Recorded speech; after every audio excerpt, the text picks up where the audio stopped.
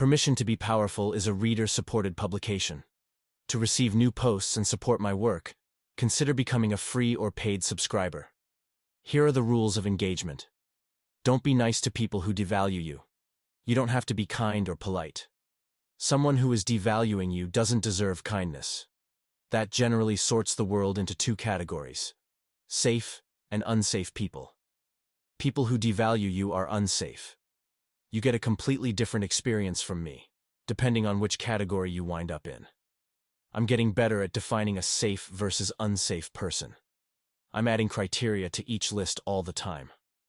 One of my most recent additions has been, I don't fuck with people who try to make me feel invisible. It's my new pet peeve. What do I mean? I discovered a pattern that I'd missed for my whole life.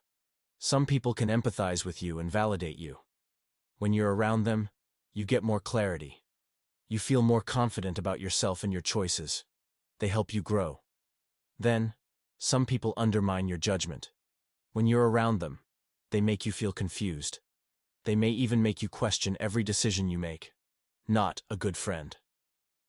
I discovered this boundary because of a girl I went out with about a year ago. My connection with her was ridiculous. I went on exactly one date. Neither of us was feeling it, no big deal. But then, after that, for at least 6 months, I could see that her walls were up every time I saw her.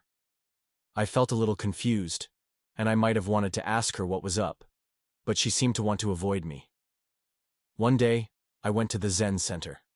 This happened on a street. I see her outside on the porch. She's on her phone. I wave to say hello. She averts my gaze and pretends she didn't see me there. My hand is up and waving. I felt so invisible, I turned to look at my hand to ensure it was still there. There's a pedestrian nearby who saw the whole thing happen. The look on her face said it all. Now, I knew it wasn't just me. Her eyes told me everything.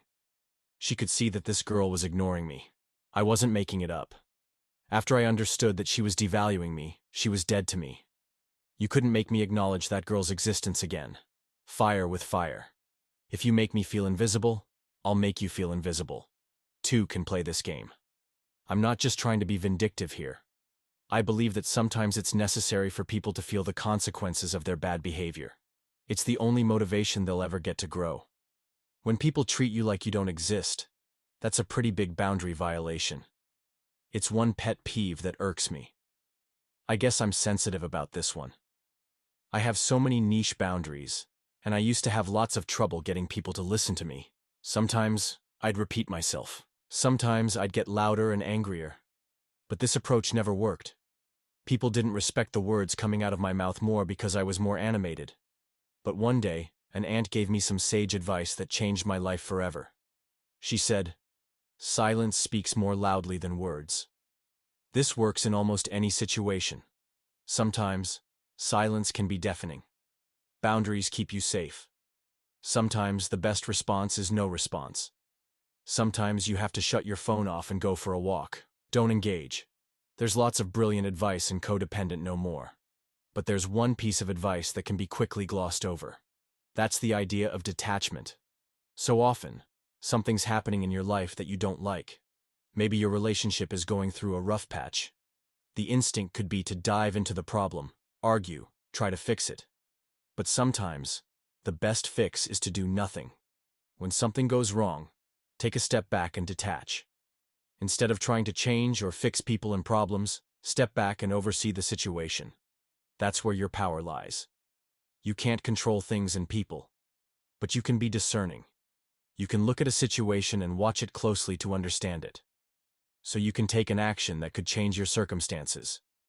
But you won't have your power available if you keep wrestling with things and people. Sometimes, just that act of silent watching can give you insights. Sometimes you find a new approach that makes a problem more manageable. When something is happening that you don't like, instead of reacting or lashing out, that would be a perfect time to ask yourself, what do I feel? Getting in touch with your feelings gives you a path to your true power. When you name your feelings, you validate your inner child. The right course of action often becomes clear, and your entire psyche is in harmony. I think it's critical to consider that not everybody sees the world the way you do. Sometimes, I try to imagine the world from billions of different points of view. That's billions of different life stories, histories, beliefs, and prejudices. Yet, it's still so easy to project your expectations of the world onto other people. There's one common logical fallacy. It goes like this: I'm nice to you, so you'll be nice to me.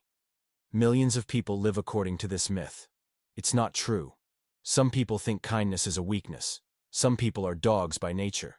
Some people prey on the weak. Some people don't care if you live or die. Some people feel entitled to treat people however they want. Some people embody peace, joy, and love. Others manufacture drama wherever they go. There are others still who let all of these crazy people take advantage of them. We get so used to our worldview that we forget how vastly different the people around us might look at things. It is a jungle out there. The gazelle that likes to smile and play nice around lions becomes lunch. I think talking is cheap. I used to believe people's lies. When you are easily exploitable, one of the reasons is that you were taught to believe the unlikely and disbelieve the plausible. This teaches you not to believe your own two eyes. It teaches you that other people know them better than they know themselves, that you're wrong for having feelings at all. What a toxic environment. Talk is cheap. Judging a person based on their actions is far more reliable than words. Another thing. I used to think telling people to stop meant asserting my boundaries. Again, talk is cheap. What are you going to do if they cross the line again? That's where the rubber meets the road. As soon as people feel the consequences of their behavior, they have no choice but to respond. I believe in letting people know when they offend you. You don't have to sing songs around the campfire afterward. You don't have to say a word. My go-to boundary is silence. That Zen Center girl? The next time I saw her, I said hi to everyone else and ignored her. She knew. All pretense of nice was gone. I won't pretend to be your friend when you don't acknowledge I exist. She was shocked, but she heard me loud and clear. And things stayed that way for several months until she eventually moved away. We made up on her last day in Rochester. I hugged her and told her to have a nice life. She loved the finality of knowing that we would never see each other again in this lifetime. There was something spiritual about that. I let go of all of my anger. Now, whenever I'm around someone who tries to make me feel invisible, I will fight back. Some people make it scarily far without facing the consequences of their bad behavior. Holding people accountable for their actions is good for humanity. Until next time, Anton Dancer, writer, Buddhist Permission to be Powerful, is a reader-supported publication. To receive new posts and support my work, consider becoming a free or paid subscriber.